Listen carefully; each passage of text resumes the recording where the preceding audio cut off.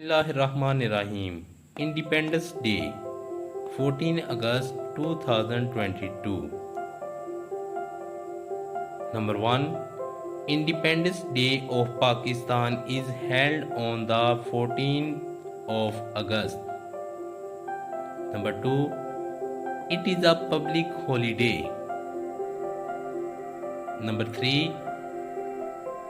It is the day when we got freedom from the British rule.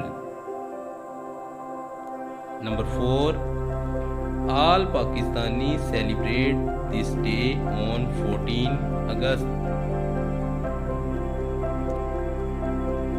Number 5.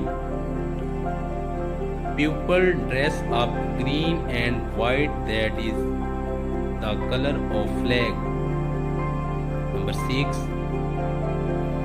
The Prime Minister addressed and congratulates the nation. Number 7. Street, houses, buildings are decorated with Pakistani flags. Number 8. Most of the people visit the tomb of Qaid. Number 9. All schools and colleges celebrate this day by conducting programs. Number 10. This day is filled with patriotism and it gives the message of living in unity. Thank you.